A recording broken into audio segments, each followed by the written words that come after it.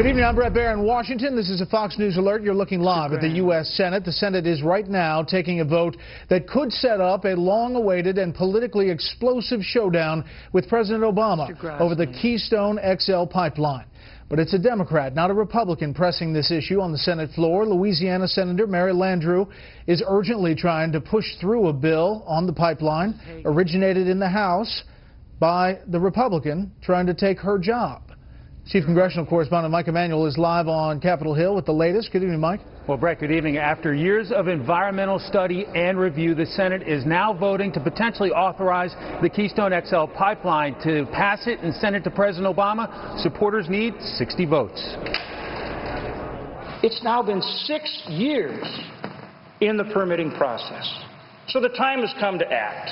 With Louisiana Democrat Senator Mary Landrieu fighting for her political life in a December runoff, the Democrat-led Senate finally moved forward with a bill to authorize building the pipeline. I brought this bill to the floor knowing in my heart that we have 60 votes.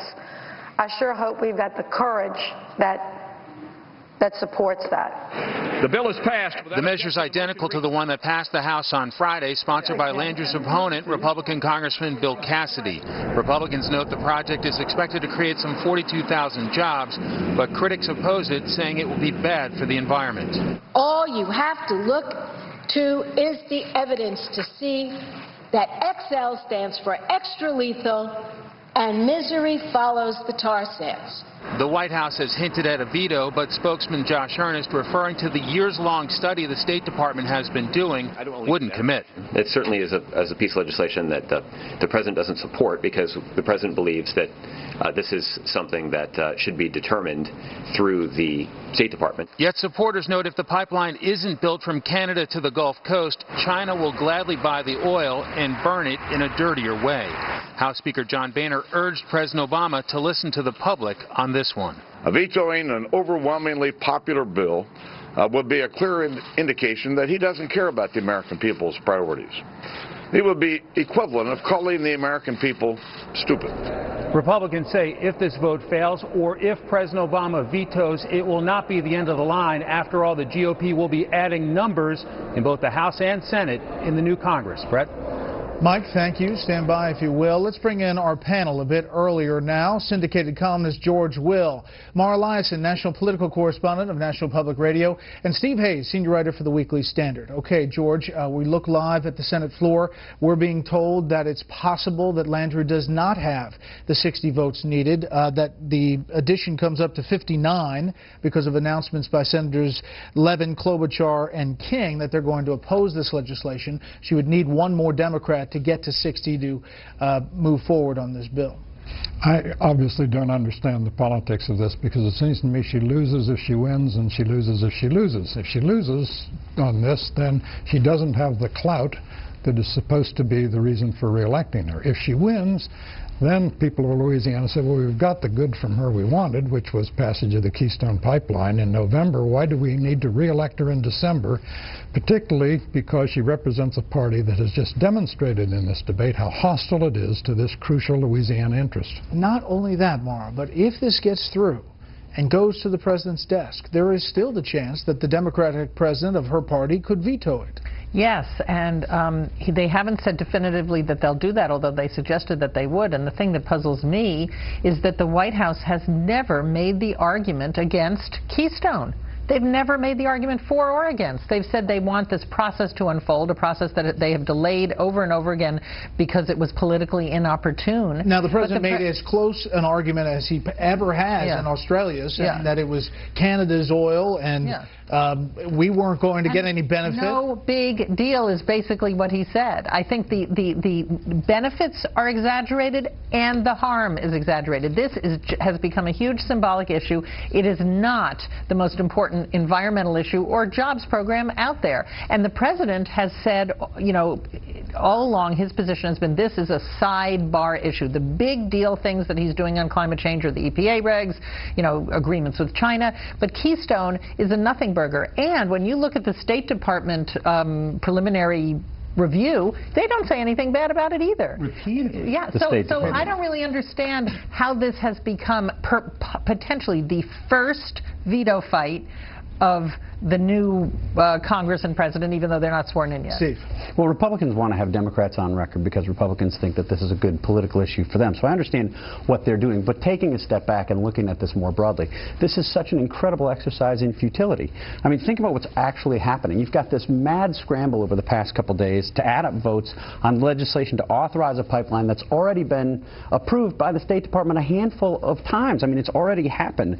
The president is likely to veto this anyway. It was always in his authority to approve it or disapprove it, whether it's in the national interest. That was his determination to make. And it's all to help a senator who wants to pretend that she's been very active on energy issues when she really hasn't been very active on energy issues.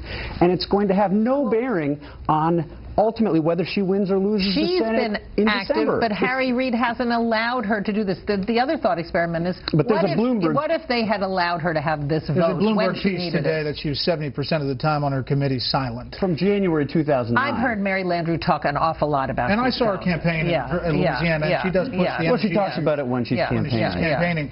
Importantly, behind this, George, you have this issue about the pipeline.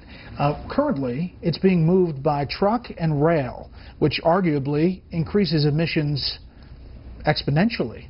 And the risk than of a pipeline spills. would. The pipelines, there's less spillage from pipelines than there are from railroad cars by the tens of thousands. Owned by Warren Buffett, we should say. The environmental argument has always been preposterous because its premise is that Canada will leave these tar sands oils, which are supposedly environmentally damaging, in the ground forevermore if we don't build the pipeline, whereas in fact they'll clearly sell them to China.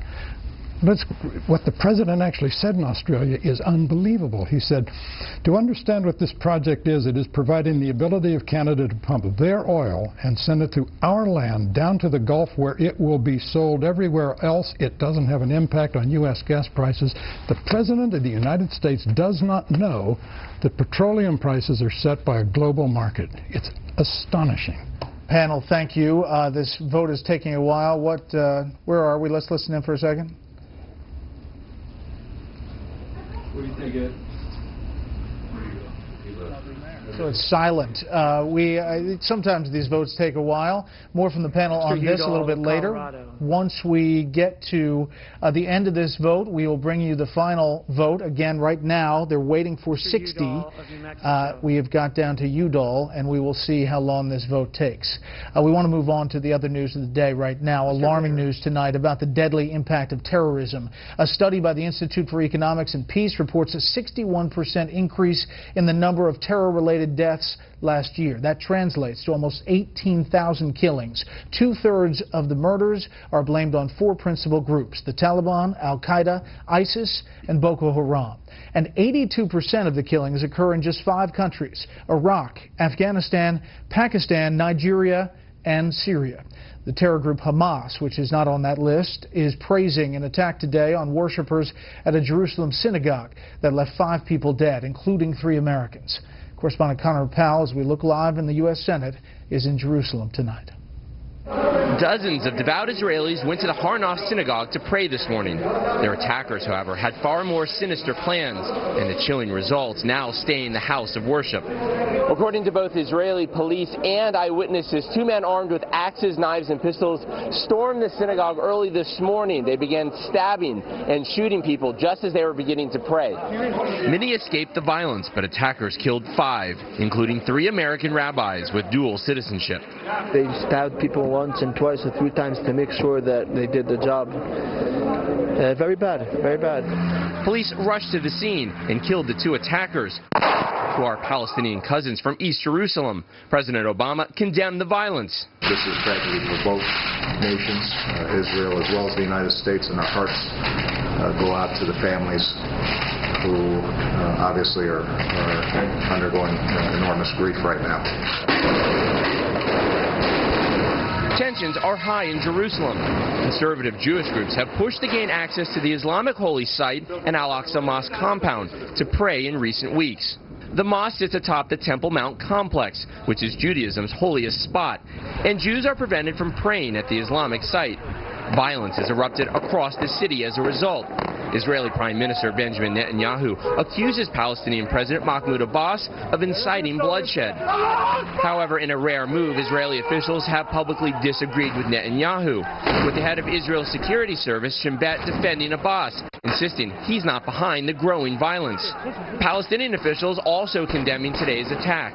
We are totally against the killing of innocent people.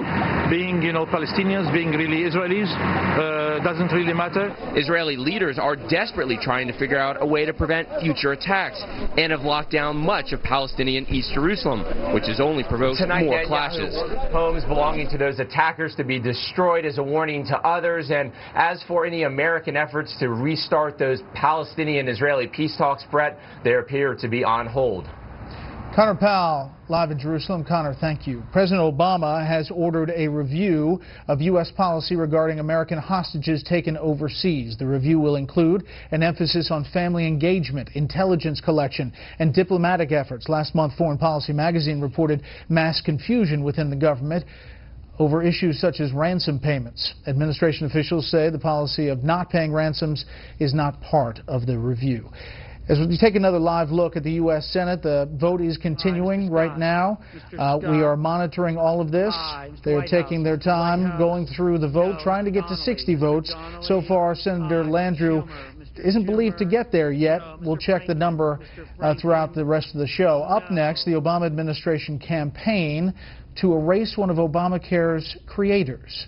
First, here's what some of our Fox affiliates around the country are covering tonight. Fox 29 in Buffalo, with most major highways in western New York closed due to hazardous conditions caused by lake effect storms. Officials in many of the towns south of Buffalo have issued driving advisories as they deal with up to 3 feet of snow that has fallen since Monday evening. Fox 32 in Chicago with the crash of a small plane into a home near Midway Airport. Officials say the pilot encountered engine trouble after takeoff and tried to return to the airport. He was killed in that crash. The elderly couple who lives in the home was not hurt, miraculously. And this is a live look at Austin, Texas from Fox 7. The big story there tonight is an expected vote from the State Board of Education on more than 100 history and social studies textbooks up for approval. Liberals say they exaggerate the influence of biblical figures. Conservatives say they ignore connections between radical Islam and terrorism. That's tonight's live look outside the Beltway from Special Report. And let's take one more live look at the Senate floor as we head to break. The voting continuing on the Keystone XL pipeline.